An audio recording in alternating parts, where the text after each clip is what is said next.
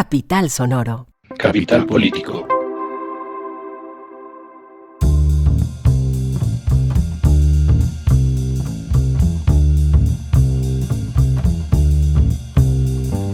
Capital Político es un podcast que semana tras semana, 2 veces a la semana, se ocupa de las noticias más importantes de Colombia, Bogotá y el mundo. Yo soy Santiago Rivas y tenemos un podcast hoy con 4 entrevistas distintas y por supuesto muchos temas. Eso quiere decir que empezamos o vamos a empezar haciendo un repaso de muchas de las cosas que marcan la agenda nacional, lo que sí se dice y lo que no se dice, y luego pasamos a las cosas que ocurren por fuera de los terrenos donde se debate y sí en los normalmente donde se combate. Es decir, vamos a hablar sobre la JEP y un par de avances que existen en 2 macrocasos. Queremos averiguar cuál es el futuro de la participación de el ex general Mora en el macrocaso 03 y pues bueno, vamos a estar averiguando mucho de esto y después vamos a hacer un repaso por noticias internacionales, 2 elecciones que marcaron el fin de semana pasado en España por supuesto y también en Turquía, donde se reeligió otra vez a Recep Tayyip Erdogan. Entonces empecemos.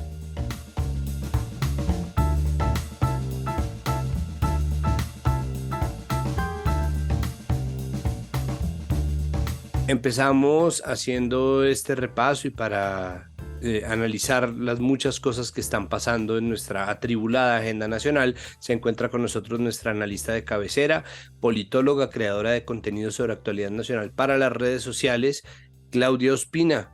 Bienvenida una vez más a este su podcast. Santiago, ¿cómo va? Muy bien, muy bien. La cosa, es decir, Movida, vamos como a ver siempre. sí. O sea, hoy es uno de esos días que podríamos hacer solamente el episodio hablando usted y yo. Lo que pasa es que hay otros temas también apremiantes, pero bueno, vamos a tratar de hacer síntesis de este panorama tan poco sintético. Así será. Empecemos por los asuntos del Congreso. ¿Qué está pasando? Queda muy poco tiempo de legislatura. Nosotros eso sí lo hemos venido diciendo, lo dije yo en el programa del lunes, y es qué va a pasar. Es decir, hay un montón de proyectos de ley.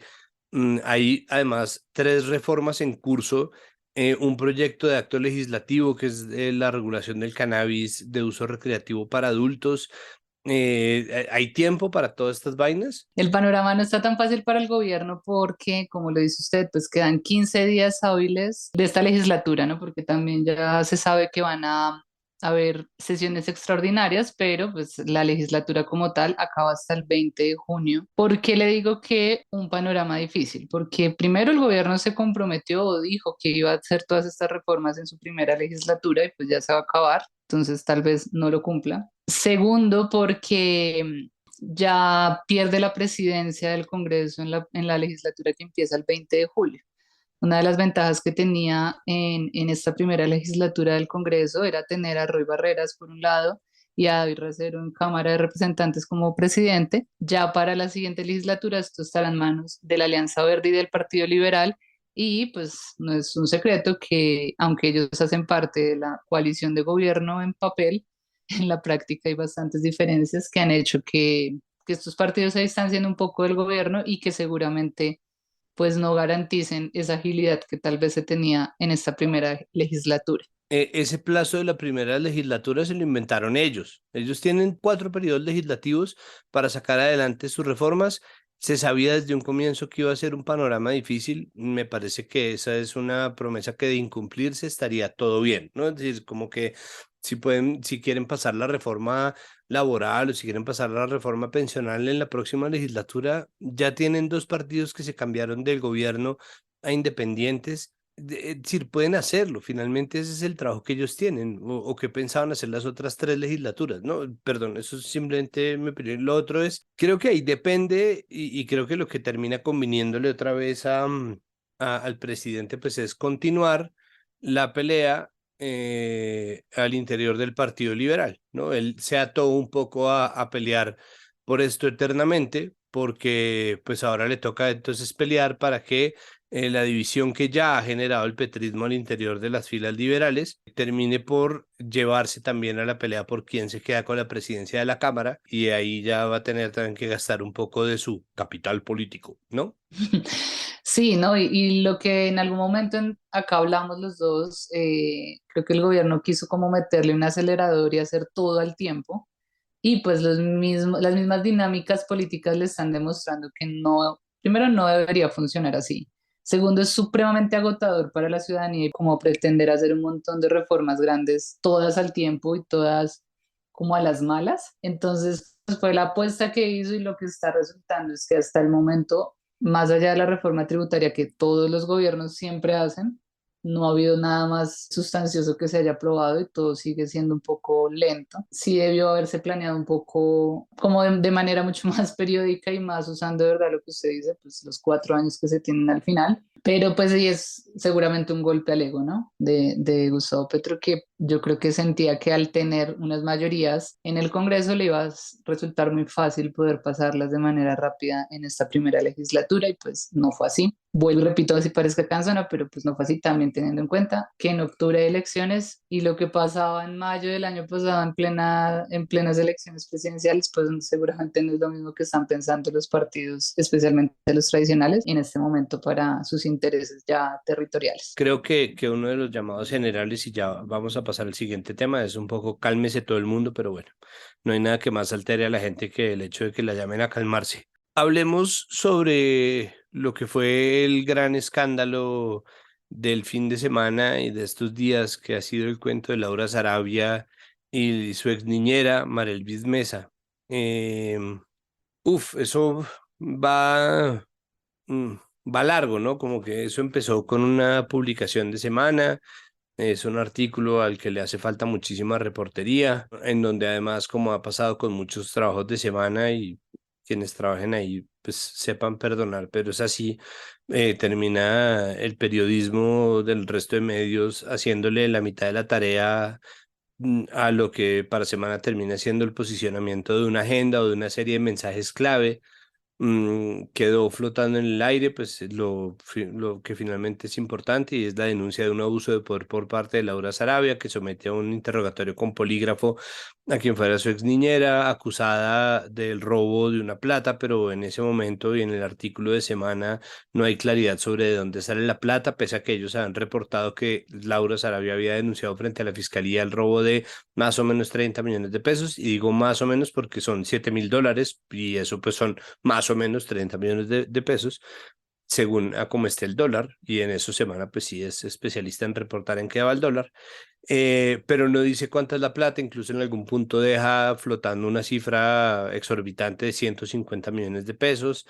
La gente se pega un poco de lo que quiere, pero son muchas las ambigüedades y eso le han ido apareciendo más y más aristas. ¿En qué va ese cuento? Bueno, si les soy muy sincera, este tema de Laura Sarabia siento que ya viene desde antes en temas de la prensa y escogerla a ella como una piedra en el zapato, ¿no? Como vamos a hacer que sea incómoda para el gobierno.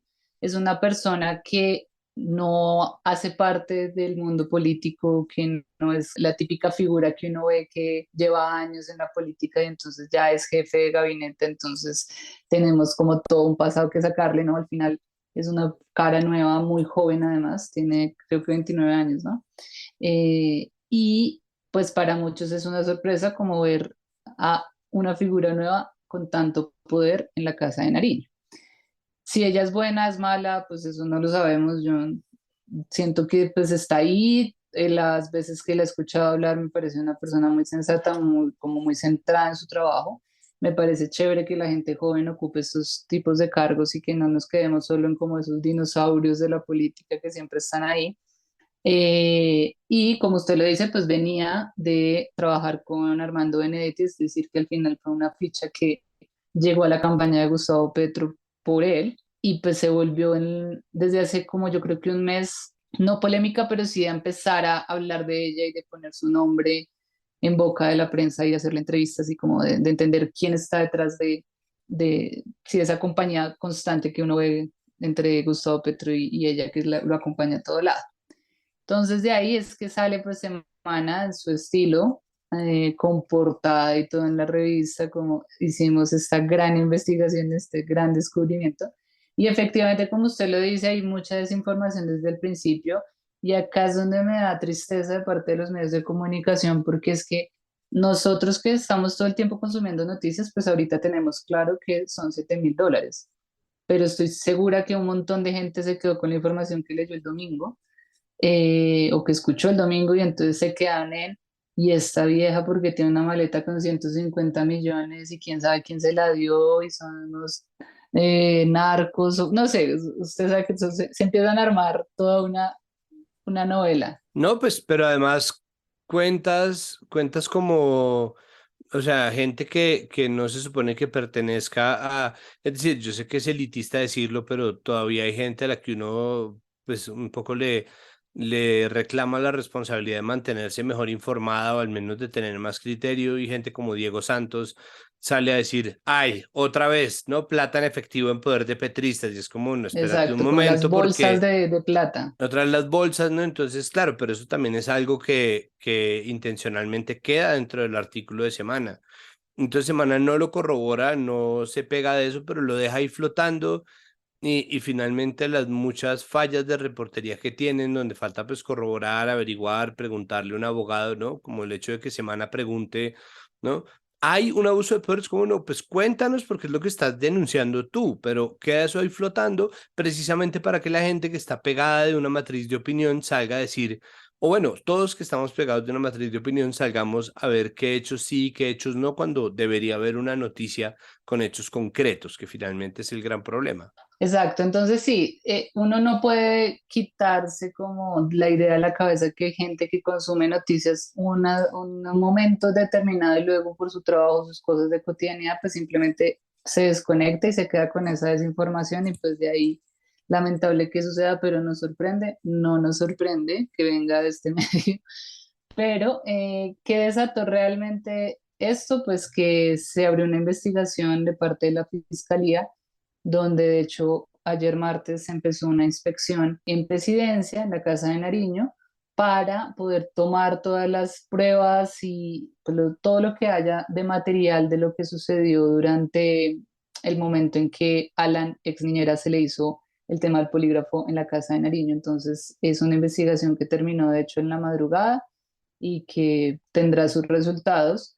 Sumado a eso, ella está llamada a debate de control político. Esto lo citó el congresista del Centro Democrático, Oscar Villamizar, que pues va a pedirle explicaciones a ella de si hubo o no abuso de poder en este procedimiento. Y sumado a eso, pues también la Procuraduría la va a investigar. Entonces, pues viene todo temas jurídicos donde hay partes que dicen, nosotros sí podemos hacer este procedimiento y se hizo de la manera que se puede ilegalmente, está bien.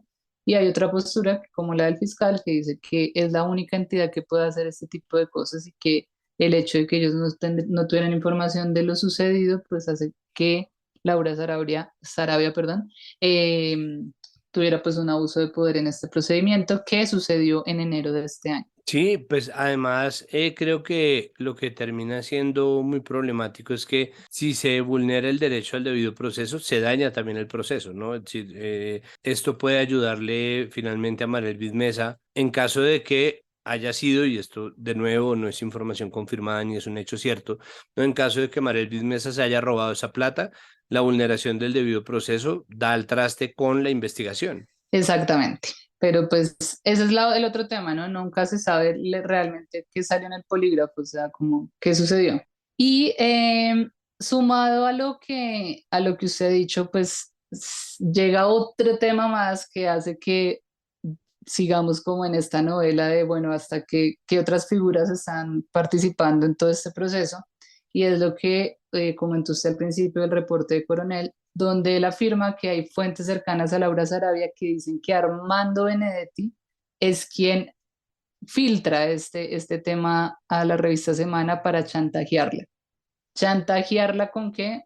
No lo sabemos, pero pues si llega a ser cierto, ya esto también es un tema de, bueno, hasta qué punto primero tu ex jefe tiene por qué meterse como en lo que estés haciendo en este momento, porque al final pues él es eso. Y dos, que se metan con la figura al final más cercana de Gustavo Petro, pues entonces puede significar que Armando Benedetti y el presidente también se están distanciando. Entonces, es un tema más que pues por ahora hace parte de esa información que tiene Daniel Coronel, que normalmente saca cosas ya corroboradas, ¿no? No es que se ponga a hablar por hablar. Esto nos lleva directamente a nuestro otro tema y es otra vez el Twitter de Petro. Bueno, pues exactamente lo que Petro dijo es que, se lo resumo para no tener que leérselo textualmente, es que él siente que le están dando un golpe a su partido porque están suspendiendo un montón de miembros del Congreso y eso pues hace que lo que la gente votó, el pueblo votó en las elecciones, pues no se esté aplicando en la realidad porque los congresistas no están pudiendo trabajar.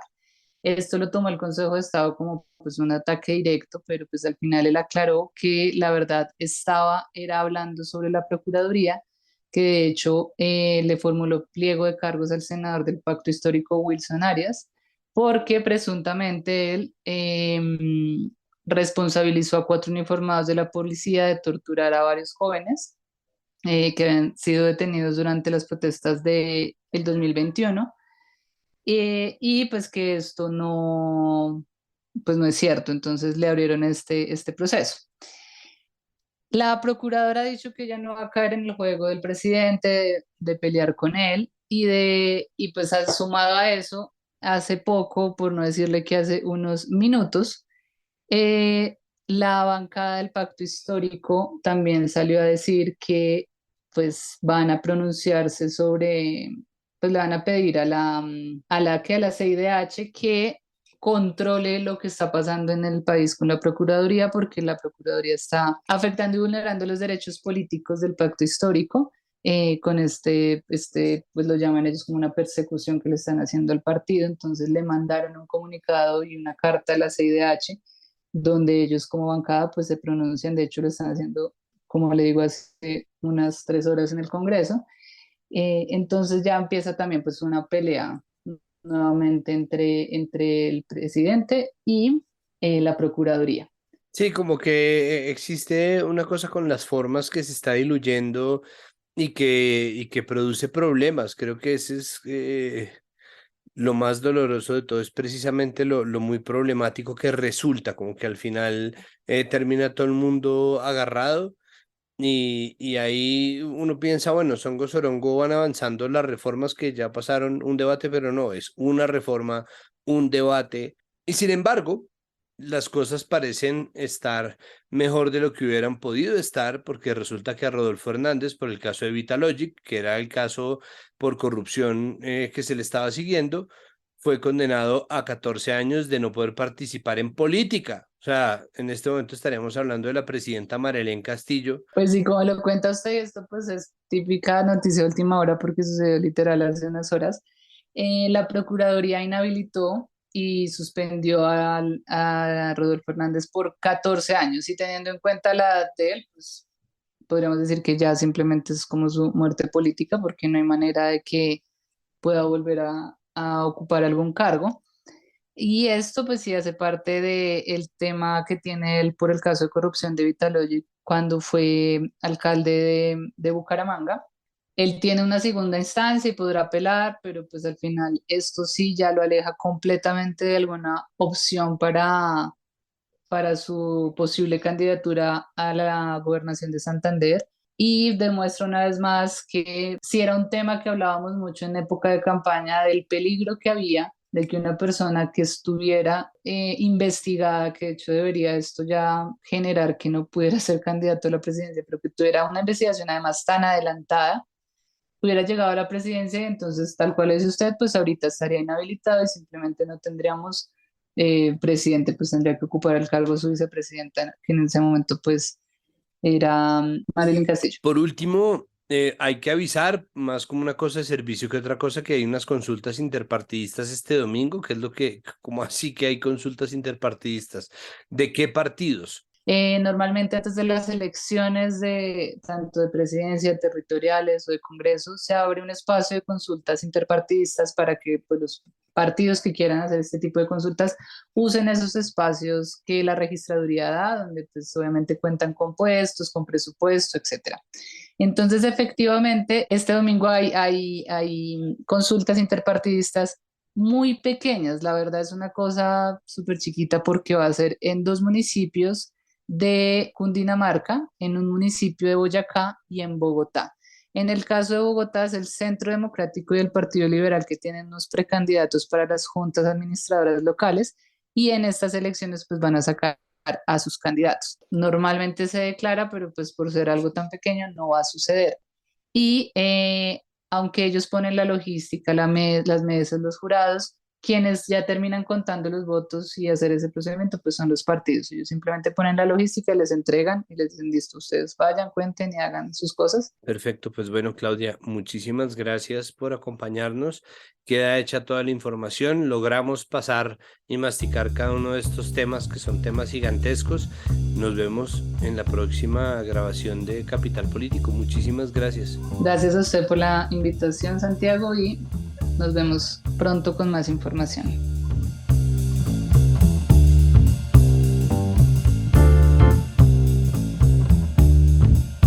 Seguimos este episodio de Capital Político hablando sobre la Jurisdicción Especial de Paz. La JEP ha mostrado avances en algunos de sus macrocasos.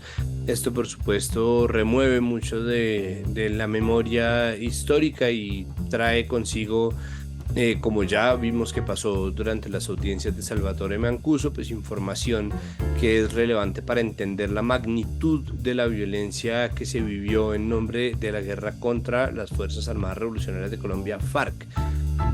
Para tratar de resolver muchas de las preguntas que tenemos, se encuentra con nosotros Andrés Martín, docente investigador de la Universidad del Rosario. Andrés, bienvenido a Capital Político. Muchas gracias por aceptar esta invitación. Santiago, muchas gracias a usted por la invitación a este podcast. Ayúdeme a hacer un recuento, porque la JEP aparece cada tanto y pues obviamente es difícil para nosotros y por supuesto para el público en general hacerle seguimiento a los macrocasos y a lo que se va hallando. Entonces, ¿cómo está hasta este momento el macrocaso 03 de asesinatos erróneamente presentados como bajas en combate o falsos positivos? Claro que sí, bueno, el macrocaso 03 es uno de los que está actualmente más avanzado en comparación, digamos, con los otros 9 macrocasos actualmente abiertos, que también están, bueno, en sus etapas procesales respectivas. Respecto al macrocaso 03, tenemos dos resoluciones ya de conclusiones del subcaso Costa Caribe y del subcaso Norte de Santander, y tenemos otros 4 autos de determinación de hechos y conductas que respectivamente, pues uno hace parte de Norte de Santander, otro de Costa Caribe, el otro de Aveiva y el último pues de Casanare. Estos autos, digamos, de determinación de hechos y conductas han permitido un avance significativo en este macrocaso 03, que a su vez pues está dividido en los subcasos dependiendo, digamos, de la óptica territorial que se le está dando, digamos, a este caso. Cuénteme qué es lo que está pasando con la participación del general retirado Montoya. Bueno, el general retirado Montoya, tenemos que recordar que fue comandante de la Cuarta Brigada entre el 1 de enero del 2002 y el 15 de diciembre del 2003. Lo que pasa, digamos, con este general retirado es que su nombre fue mencionado en al menos 24 versiones rendidas por comparecientes que están vinculados al caso 03. Entonces, con base, digamos, en estas versiones de otros uniformados, también retirados, digamos, en el marco de este caso 03, pues es que el general retirado Montoya, pues empieza, digamos, a comparecer en el marco de este caso. Hay que recordar que el general Mario Montoya, pues, rinde versión ante la sala de reconocimiento entre el 12 y el 13 de febrero del 2020, y allí se le preguntó de manera general, pues, por los hechos que ocurrieron durante el periodo de su comandancia en el ejército. El año pasado, pues, también una segunda ronda en septiembre del 2022, en donde se le llamó, digamos, a rendir ya versión por los hechos ocurridos durante su comandancia de la Cuarta Brigada de Antioquia. Digamos, al ser mencionado al menos en 24 versiones rendidas por los comparecientes que están vinculados al caso 03, es que Montoya entra realmente a comparecer ante el caso 03 ante la JEP por la sala de reconocimiento por los hechos de su comandancia durante su paso por la comandancia en la Brigada Cuarta de Antioquia. ¿Por qué las víctimas afirman que Montoya no ha aportado verdad? ¿Esto qué tanto futuro tiene? ¿Cuánto le queda de tiempo para poder aportarla en caso de verdad no estar dando las pruebas o presentando testimonios que un poco permitan que haga pues que haga su trámite completo en la JEP y no sea pues sacado y devuelto a la justicia ordinaria?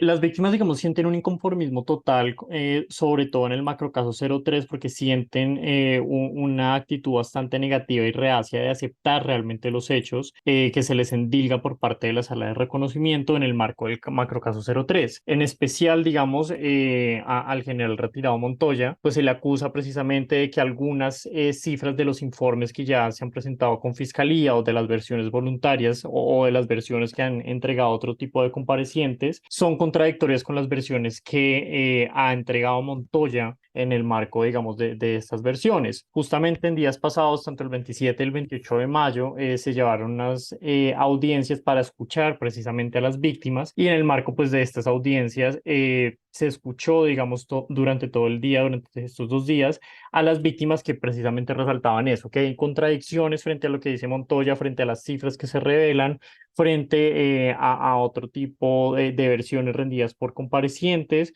Entonces ahí empezamos pues a hilar un poco fino frente a lo que quieren las víctimas versus lo que puede entregar Montoya. Evidentemente, si él no cumple, digamos, ese umbral de verdad de los aportes que está entregando la jurisdicción, pues evidentemente, como usted lo mencionaba, Santiago, él podría quedar en manos nuevamente de la justicia ordinaria y perdería los beneficios de esa justicia transicional. Hábleme usted sobre los subcasos regionales del macrocaso 03. Claro, hay que entender primero que el macrocaso, digamos, ha establecido 6 zonas priorizadas y estas 6 zonas, digamos, fueron escogidas también a partir de un proceso de cotejo y contrastación de información que fue suministrada a partir de los informes de entidades gubernamentales y sociedad civil, ONGs y participación de víctimas, junto con las versiones que han entregado los comparecientes. De este mundo, digamos, de información, se abre, digamos, este macrocaso 03 y se empieza a poner la lupa sobre las 6 zonas priorizadas que son Meta, Casanare, Huila, Antioquia, Norte de Santander y Costa Caribe. Eso es lo que entiende normalmente uno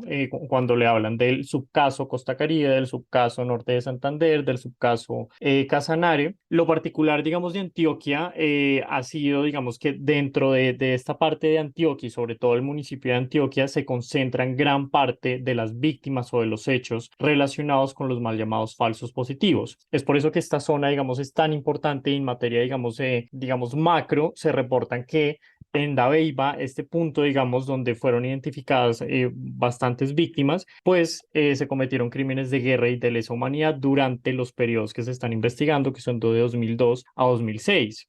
Aunado a ello, pues la sala también encontró que los asesinatos y desapariciones forzadas en ese cementerio, en el cementerio de las Mercedes de Dabeiba, ubicado en el departamento de Antioquia, que fueron perpetrados, digamos, por fuerza pública entre el 97 y 2007, se encontraban hechos de impunidad total, donde la fiscalía y donde los entes, digamos, de justicia penal ordinaria no habían esbozado o no habían, digamos, entrado en materia para investigar esos hechos. Y justamente en los casos en los años 2002 y 2006 es que se investiga precisamente la comandancia del general Montoya, que está relacionado con esta parte en específica del departamento de Antioquia.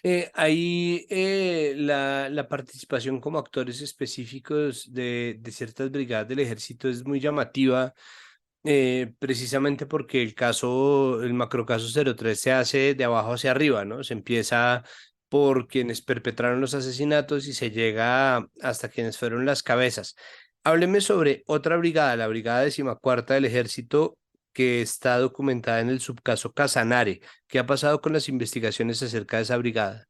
Casanare también es uno, digamos, de las zonas que más, digamos, ha tenido avances. Si mal no recuerdo, este auto ya se dio hace un año, 2 años, y en el marco, digamos, de este auto, pues se entendió también que Casanare fue otra de las zonas en donde más se perpetuaron este tipo de situaciones. En este momento no tengo realmente las cifras específicas, pero es como el segundo o tercer territorio después de Antioquia en donde se perpetraron la gran cantidad, digamos, de falsos positivos, que corresponderían también a una participación entre el 20 o un poco menos en materia, digamos, de porcentaje de la concentración del total de hechos o el total de víctimas, que son alrededor de 6.402, 6.403 víctimas que se han reportado a lo largo y ancho de todo el país. Para cerrar, Andrés, un par de preguntas sobre el macrocaso 06, victimización de miembros de la Unión Patriótica. Hábleme sobre este pedido que hizo el magistrado Gustavo Salazar de inspeccionar documentos como Fiscalía, Procuraduría, las Brigadas Sexta, Décima Séptima y la Primera División del Ejército Nacional. ¿Qué tienen que ver ahí, por ejemplo, los documentos del Batallón de Contraguerrilla número 35? Hábleme sobre cuál es este pedido de documentación, está orientado a qué hallazgos. Hay que recordar que el magistrado Gustavo Salazar es quien ha liderado, digamos, en la JEP, pues este caso, que es el macrocaso 06, que versa sobre la victimización de miembros de la Unión Patriótica. Y dentro de esa labor, digamos, de cotejo que ha venido realizando la sala de reconocimiento, se ha encontrado también que las cifras de víctimas son mayores que las previas o las que se han reportado por corporaciones, por fiscalía, por el Centro de Memoria Histórica. A la fecha, digamos, y de lo que se ha reportado, se tiene, por ejemplo,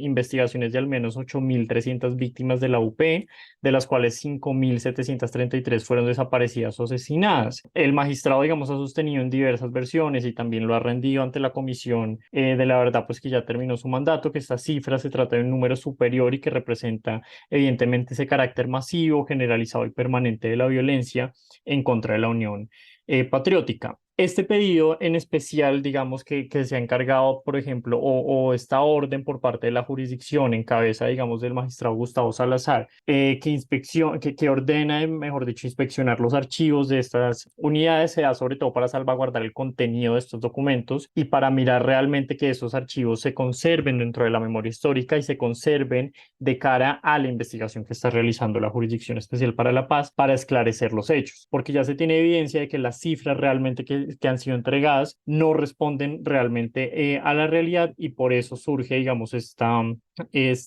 orden de inspeccionar. Además de eso, pues deberán informar los métodos que se están usando para que esos archivos no se dañen ni digamos, se transgredan, por decirlo así, y también mirar el volumen de estos documentos y los procedimientos de archivo que se tengan para preservar, digamos, la originalidad de estos textos, porque lo que quiere hacer la JEP es volver, digamos, a excavar y encontrar realmente que las cifras que se están reportando pueden llegar a ser mucho mayores, perdón, que las reportadas antiguamente. Perfecto, pues Andrés, le agradezco muchísimo que haya aceptado nuestra invitación. Seguiremos, me imagino, hablando a medida que vayan apareciendo novedades en los distintos macrocasos de la Jurisdicción Especial de Paz. Muchas gracias. Santiago, muchas gracias a usted.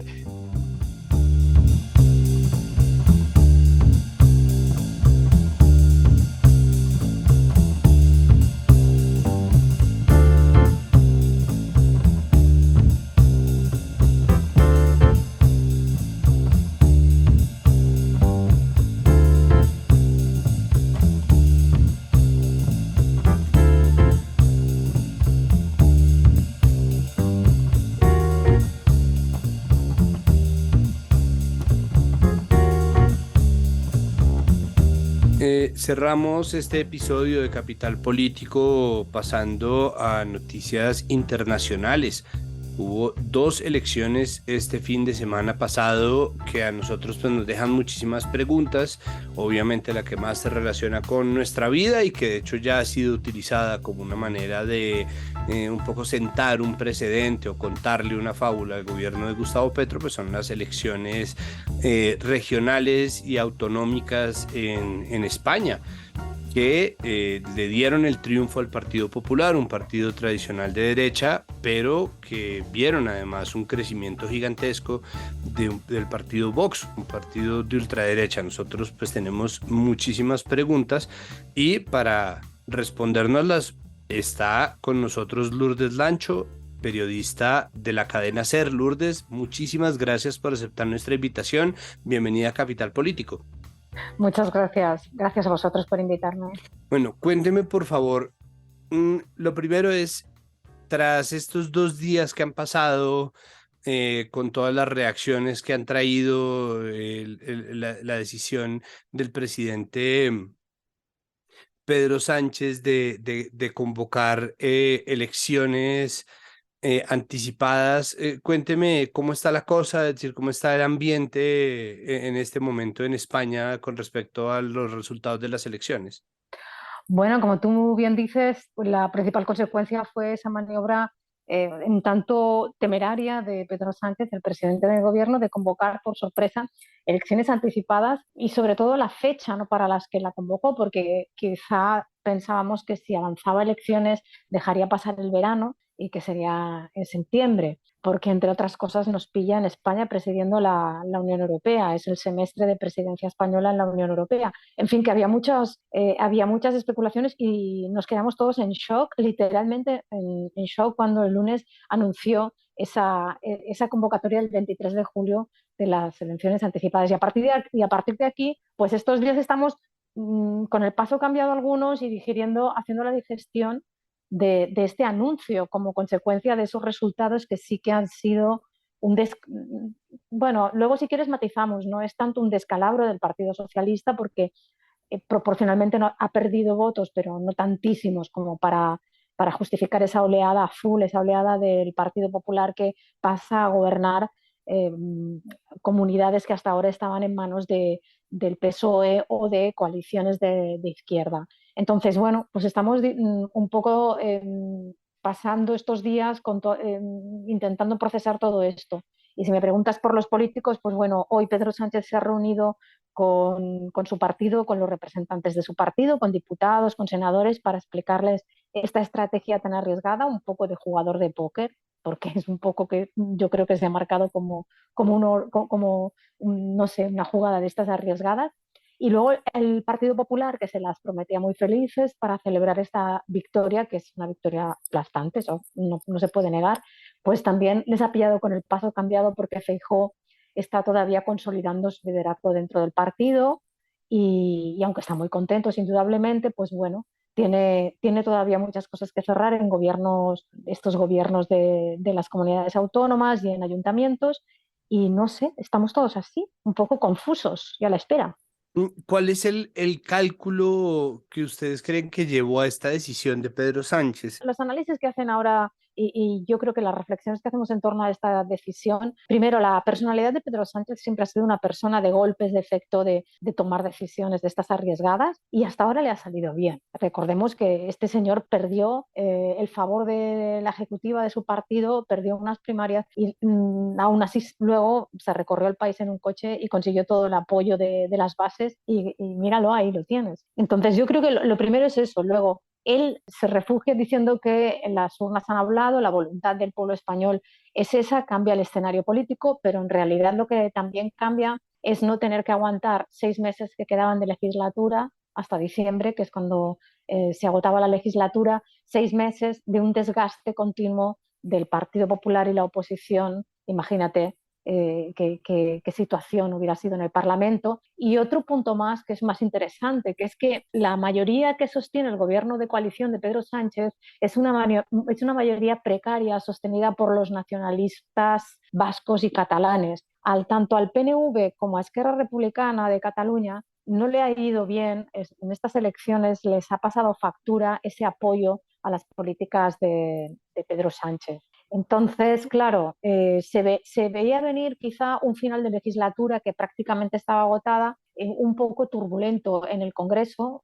Cada proyecto de ley que quisiera sacar adelante hubiera sido una agonía, hubiera sido un desgaste tremendo. Y luego ya, pues siendo un poco malvados, pues también ha neutralizado cualquier contestación interna dentro de su partido, porque imagino que habrá líderes dentro del partido que le reclamarán cuentas, ¿no?, de estos resultados. Hablemos un poco sobre el crecimiento de Vox, es decir, hay algunas comunidades en las cuales el PP va a terminar gobernando de la mano de Vox, hay otras en las que no, pero en general el crecimiento pues es muy llamativo y obviamente desde la distancia pues son muchas las preguntas que eso genera. Yo creo que lo principal es ¿qué pasa? Es decir, ¿qué es lo que está pasando con Vox? Porque esto no es un fenómeno solamente español. En Alemania, Alternative für Deutschland, pues está creciendo también a un ritmo que es preocupante. Pasa y pasó también en Estados Unidos, en donde está creciendo una burbuja que puede que no sea mayoritaria en las encuestas, pero que sigue teniendo unos escaños de poder que cada vez más cooptan el 50% del poder bipartidista. Entonces, ¿qué es lo que está ocurriendo? ¿Por qué o cuáles son los discursos que terminan apuntalando a facciones como Vox dentro de la política española? Pues fíjate, yo creo que los analistas políticos, y seguro que vosotros también lo habéis reflexionado, dicen cómo en escenarios tan complicados como el que tenemos que afrontar, no solo España, sino el mundo entero, pues de crisis de un modelo, de otro que todavía no ha surgido, del reto del cambio climático, produce estos escenarios de miedo en los que yo creo que la gente compra el discurso o el marco teórico, el frame, como se dice ahora, de soluciones aparentemente sencillas, ¿no? A problemas muy difíciles. Y esta es la gran trampa. Y España no ha sido ajena a esto. La diferencia está en que en algunos países ponen un cordón sanitario a esta ultraderecha. Alemania, tú mencionabas el caso de Alemania, en Alemania han sido muy firmes con este cordón. En Francia lo están siguiendo hasta que ganen las elecciones, porque tarde o temprano van a acabar poniéndose y ganando. Entonces yo creo que ante el miedo las comunidades, las poblaciones se cierran y se agarran a estos discursos que van directamente a lo más emocional y a lo más poco racional, por así decirlo. Fíjate que los resultados de Pedro Sánchez, del gobierno de coalición de izquierdas, los resultados de la economía española son buenísimos, los ha avalado y los ha alabado incluso gente tan poco sospechosa como Ursula von der Leyen, que es la presidenta de la Unión Europea. Ha alabado cómo han implementado las medidas, cómo han presentado los planes para los fondos Next Gen, estos fondos que ha destinado la Unión Europea para afrontar los retos de las energías renovables y la recuperación tras la crisis del COVID. Entonces, es difícil. En España se desató todo con el nacionalismo, el independentismo catalán exacerbó ese nacionalismo español que venía del franquismo, que quizá a todos os suena, ¿no? Ese españolismo tan cerrado, tan radical. Y ha aprendido realmente, o sea, de un extremo tiró de la cuerda, que el independentismo catalán queriendo romper España, que esto parece que es tremendo, y el españolismo ha sacado ese orgullo que, bueno, es un poco rancio, pero como todos estos patriotismos, ¿no? Tan estúpidos, porque hoy mismo decía el líder del PP, Núñez Feijóo, decía es el sanchismo o España. Fíjate qué frase, ¿no? Qué frase tan tonta. Y esto es lo peor, lo más grave, que es que un partido como el Partido Popular, que es un partido de Estado, un partido de gobierno, un gran partido, ¿no? El partido alfa de la derecha española, que es un partido liberal, haga este juego al trumpismo, ¿no? Parece que se está abandonando o coqueteando con el trumpismo y ahí tiene que ver otra líder que no sé si la conocéis, que es Isabel Díaz Ayuso, que es simplemente la presidenta de la Comunidad de Madrid, pero que exhibe un estilo muy desacomplejado, chulesco, de enfrentamiento con Pedro Sánchez, tiene muy buena imagen y ha arrasado. Ella sí que ha arrasado en la Comunidad de Madrid porque el PP ha ganado creo que son 172 de los 176 municipios. Los datos del PP en la Comunidad de Madrid y en los ayuntamientos es una brutalidad, una mayoría absoluta, pero arrolladora. Entonces, bueno, yo creo que es una tendencia que seguro que en otros países también lo estáis viendo, ¿no? Esta gente, esta especie de líderes que surgen diciendo que todo es muy fácil, las cosas se arreglan de una manera muy sencilla, pero en realidad no es así. Entonces, no somos ajenos al trampismo. Vox sacó en 2019 un 3,5% de los votos, me parece, y ahora en estas elecciones ha sacado un 7,20, un 7,19, o sea que sí ha entrado en muchos ayuntamientos. En Cataluña, por ejemplo, ha entrado en muchos ayuntamientos como tercera fuerza política, incluso en ciudades grandes, en ciudades importantes. Entonces, esos problemas a los que Vox da una aparente solución sencilla, como es bueno, pues la inmigración, la seguridad, ellos están vendiendo continuamente la crónica del desastre, cuando el país funciona bien. No hay un problema de inseguridad en España. Si vas a las cifras, no hay un problema de inseguridad, pero ellos venden este relato del catastrofismo, de que España se rompe, de que Pedro Sánchez está gastando el dinero para darles una paga a los que no quieren trabajar. Este tipo de mensajes como de barra de bar, que increíblemente acaban cuajando, ¿cierto? ¿no?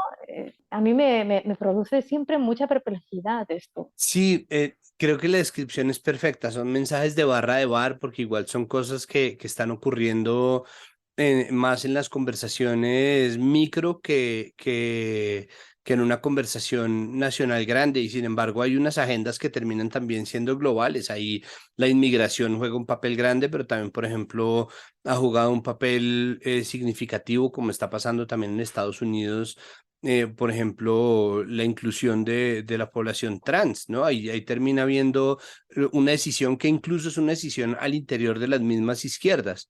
Pasa en Chile, pasa en Colombia, pasó en Estados Unidos. Es muy interesante esto esta reflexión que haces, porque me deja hablar de otro capítulo, de otro drama que deja esta convocatoria electoral en España, esta doble convocatoria electoral, que es la fragmentación de la izquierda. En la coalición de gobierno, Unidas Podemos parece que ha dado batalla en algunas cosas que le ha provocado un desgaste tremendo y realmente, dicho con todo el respeto, yo no sé si merecía la pena meterse en esas batallas estando como está el mundo, el país y la política ahora mismo, ¿no? A abrir ese melón, pues ha sido para mí, a mi parecer, crear unas guerras, estas guerras ideológicas, estas guerras identitarias, que lo único que hacen es beneficiar, pues eso, a esa extrema derecha, a esa extrema trumpista que dice que todo es cosa, hablan de lo woke, de, de esas minorías y luego también pues esta especie de reivindicación del macho, ¿no? Quieren acabar con la tradición, quieren acabar las mujeres, con los hombres, esa especie de apocalipsis, ese escenario apocalíptico que ha favorecido esta desconexión de la izquierda, la fragmentación de la izquierda. Si miras los votos, en España tenemos un sistema de asignación de votos, no es una persona un voto, sino es proporcional, se basa en la ley y la fragmentación de la izquierda ha hecho perder muchos puestos, o sea, ha hecho perder ayuntamientos y comunidades por culpa de este reparto de votos, porque si miras la cantidad de votos, si miras el número de votos, sumando todos los partidos de izquierda, no se puede decir que España sea un país de derechas de repente, de la noche a la mañana. Lo que pasa es que la fragmentación no favorece que eso cuaje luego en una formación de un consistorio, de un ayuntamiento o de una comunidad autónoma. Pero muchas de esas agendas no son agendas que están puestas también por Vox. Pues es decir, es muy difícil que ideológicamente quien está alineado con la defensa de la inclusión no termine saliendo precisamente al terreno discursivo cuando quien está planteando ese final lo está haciendo y lo haría incluso si no hubiera, entre comillas, rasgos de que eso está pasando, ¿no? Sí, lo que pasa es que yo ya llega un momento, Juan Pablo, que me pierdo realmente en estas disputas, ¿no? Porque realmente hay muchas cosas que no van a poder dar vuelta atrás. Le pasó al PP cuando estaba en el gobierno, hay leyes que no ha tocado. La ley del aborto no la tocó, la ley del matrimonio igualitario no la tocó. Lo de la ley trans, yo creo que sí se va a matizar, pero no se va a anular. No lo creo, porque son cosas que están ya en la sociedad. Lo que pasa es que lo de la ley trans, a diferencia del matrimonio igualitario, entre parejas del mismo sexo, entre personas del mismo sexo, era algo más mayoritario, si quieres. Lo de la ley trans, ¿a qué tanto por ciento de personas afecta? Yo estoy súper contenta, que tengan derechos y que la vida les sea fácil, pero eh, abrir estos debates que son tan minoritarios cuando los problemas y los retos de futuro son tan bestias, a mí me parece que es una pérdida de fuerza y de perspectiva brutal. Entonces, yo creo que la izquierda tiene una asignatura pendiente que es conectar o conjugar ambas cosas, ¿no? El tema medioambiental también está sobre la mesa. Vox es negacionista directamente. El Partido Popular está entre dos aguas ahí, porque pasa como con los grandes partidos como los republicanos, que, bueno, pues hacen el juego. Entonces, ya veremos qué pasa. Ahora Feijóo está intentando dejar pasar el tiempo antes de llegar a pactos con Vox, porque sabe que esa foto no le favorece de cara al 23 de julio. A ver, veremos qué pasa, porque, claro, por un lado, la evidencia del cambio climático está ahí, por poner un ejemplo concreto, por mucho que lo nieguen y escondan la cabeza como un avestruz, no van a poder hacerlo mucho más tiempo. Entonces, no sé, a mí me... No sé si te estoy contestando a lo que me has preguntado, pero es que yo con este tema no tengo una opinión más allá de la reflexión en la que me salen más preguntas que certezas. Perfecto, pues Lourdes, por lo pronto le agradezco de verdad muchísimo que se haya tomado el tiempo de hablar con Capital Político. Gracias a vosotros, un beso, chao.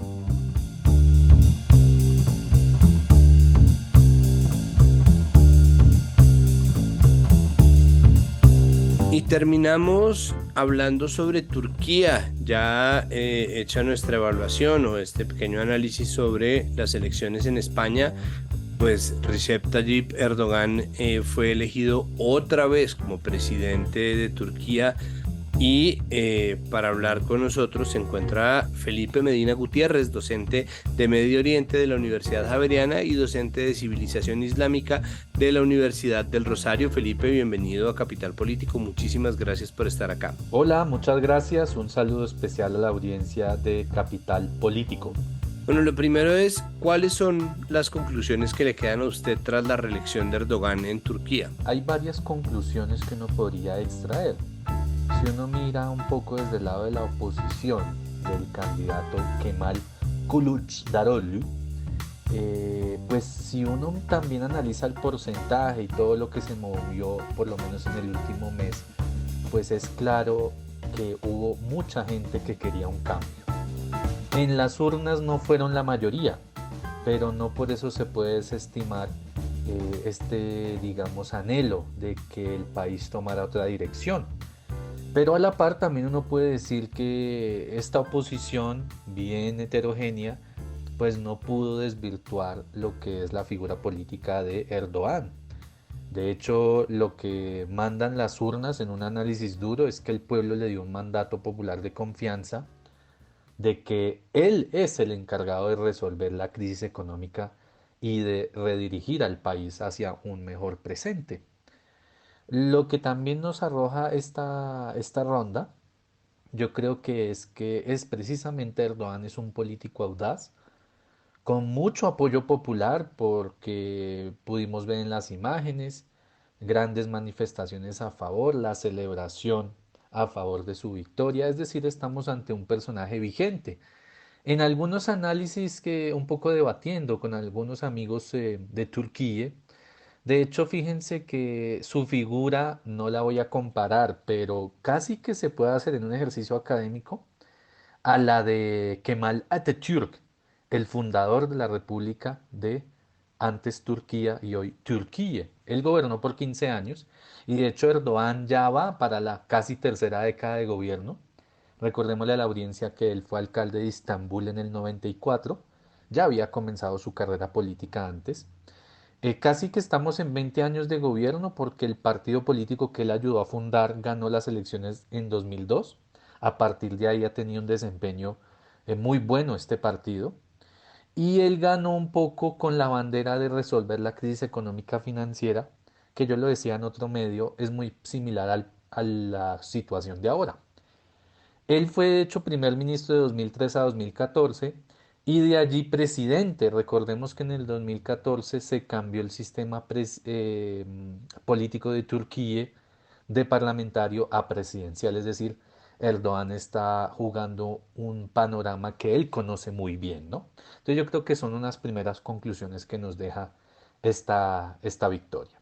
¿Cree usted que Erdogan llega con la misma fuerza de ocasiones pasadas o cuál es el panorama político que nos muestra el país hoy día?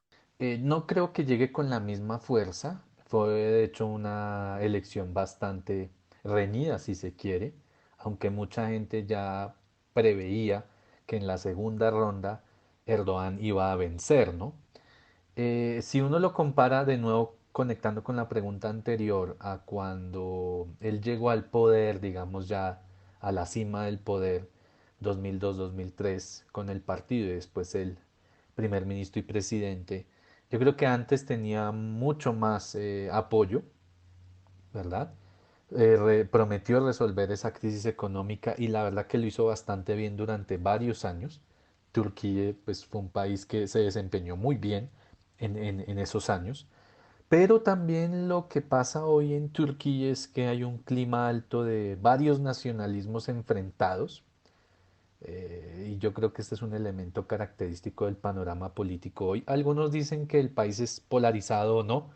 Eso suena mucho también a Colombia. Yo creo que todos los países tienen un alto grado de polarización, de división. Algunos dicen que este no es el caso, simplemente que hubo propuestas diferentes, pero en el fondo hay unos temas urgentes para atender que responden al panorama de Turquía hoy en día, es decir, unos desafíos. Si uno observa, por ejemplo, la moneda nacional, la lira, algunos análisis indican que perdió en los últimos 5 años, un 340% de su valor respecto al dólar. El año pasado, por ejemplo, algunas fuentes indican que la inflación llegó a tope de 84%, aunque después bajó a cerca del 44%. Algunas otras fuentes dicen que en general la inflación, no creyéndole al gobierno, está por encima del 50%. Y de hecho esto lo puede comprobar cualquier persona que viaje a Turquía recientemente, pues todo está carísimo, incluso para uno llegando de Colombia, puesto que el peso pues tampoco es muy, muy fuerte, ¿no? El panorama político también muestra que hay un país, como decía, dividido y por lo tanto, de hecho lo dijo Erdogan en su discurso, hay que unir al país. Entonces, unir a un país políticamente dividido, la verdad que me suena mucho también a Colombia, es supremamente difícil. Y allí se verá algo si los sectores opositores quieren construir o más bien ver que este personaje le vaya mal y así le vaya mal a Turquía de alguna manera, ¿no? Y sobre todo en el fondo están los dos terremotos, el aspecto de la reconstrucción de estas regiones, que yo creo que es un tema fundamental, ¿no? Es parte de ese primer balance también que encontramos. ¿Cuáles son los principales retos que debe asumir Erdogan? Bueno, lo mencionábamos un poco en la pregunta anterior, pero ahora mucho más concreto, pues el aspecto económico es bastante notorio por los datos que hemos dado. También hay un tema relacionado a la vivienda. Hay mucha gente, y esto fue un tema de campaña que se debatió en uno y otro bando, cómo contribuir a que la persona o la población tenga una vivienda mucho más económica y a la vez digna. El tema del terremoto también es un aspecto fundamental a partir de ahora para Erdogan. Siempre quiso tener mucho contacto con estas regiones, de querer ayudarlos, pero lo cierto es que hoy en día se necesita mucho dinero y precisamente Turquía tiene una dificultad económica, ¿no? Y este tema también conecta con un cuarto desafío, si pudiéramos decirlo, que es la agenda de los refugiados, específicamente de árabes sirios. Todos sabemos y la audiencia puede recordar que a partir de la guerra en Siria en 2011, pues muchos sirios cruzaron la frontera para vivir en Turquía y de hecho la Unión Europea le convino que Erdogan estuviera allí porque se hizo un negocio, se hizo un pago para que los emigrantes no pasaran de Turquía a Europa, a pesar de que Turquía pues tiene parte europea. Con esa aclaración y sobre todo en el clima político que se vivió de posturas antimigratorias, racistas, fascistas, lo cierto es que para los refugiados pues poco importa un poco esta victoria de Erdogan, porque de hecho él mismo también ha dicho, aunque con paréntesis humanitarios, que quiere que cerca de 1 millón de refugiados, si no estoy mal en la cifra, me puedo equivocar, regresen a Siria. Entonces, en Turquía, si uno vuelve a la pregunta, grandes retos, hay que ver el clima respecto a la población árabe. Hay muchísimos videos y repito, cualquier persona que visite recientemente el país notará que hay una gran población árabe, cualquier lugar como Istambul, gran cantidad de restaurantes de comida árabe de diferentes países, pero también hay un sentimiento antiárabe que de hecho me parece un poquito ridículo, si me permiten, porque en esta península de Anatolia lo árabe predominó, fue muy importante durante muchísimos años. Lo árabe fue un componente fundamental del Imperio Otomano, pero bueno, esa es otra discusión. Y otro gran reto es la política exterior, una política exterior de Turquía que debe ser o continuar como ellos mismos un poco la describen, de balance, siempre teniendo contacto con varios frentes. La OTAN y Suecia, ese es un tema pendiente. La relación de Turquía con el tema de la guerra ruso-ucraniana. Es amigo de Rusia, pero también tiene contactos con los ucranianos. Y la relación con Estados Unidos, yo creo que también es fundamental ahí para evaluar. Bueno, Felipe, muchísimas gracias y pues bueno, por aquí seguiremos pendientes en Capital Político. Muchas gracias por aceptar nuestra invitación. Bueno, gracias a ustedes y un saludo especial. Espero haber contribuido para este debate con estos apuntes sobre estas preguntas y un saludo a toda la audiencia. Muchas gracias. Y hasta aquí este episodio de Capital Político. Recuerden que todo lo que ocurre en Capital Sonoro, que es bastante, pasa gracias al trabajo arduo de nuestra productora María Alejandra Cuestas, de nuestros periodistas investigadores Juan Pablo Conto y Nadia Orozco, y también de nuestros editores Adriana Castellanos y el editor de este episodio y de todos los episodios de Capital Político, Cian Leo Bernardo González. Recuerden también que esto es comunicación pública, es decir, tenemos la oportunidad de hacer alianzas comerciales y si ustedes pues quieren pautar con nosotros están muy bienvenidos y muy bienvenidas a hacerlo. Tenemos la oportunidad obviamente de abrir espacios en los cuales podamos llegar a ciertos acuerdos y ciertos negocios, pero en general somos comunicación pública, así que si usted es un individuo que está pensando en donarle su plata a un proyecto independiente, más bien dóneselo a alguna de las empresas que se animen a pautar con nosotros. Les pedimos, eso sí, que por favor nos califiquen en las plataformas donde nos oyen y que nos recomienden si ustedes creen que este episodio le dio herramientas para analizar la realidad y que le dio argumentos para discutir, pues pónganlo en sus chats, pónganlo en sus redes sociales y ayúdennos obviamente a que crezca la comunidad y la conversación en torno a Capital Político y a todos los contenidos de Capital Sonoro. Hasta aquí este episodio, muchísimas gracias, nos oímos otra vez en unos pocos días. Capital Sonoro.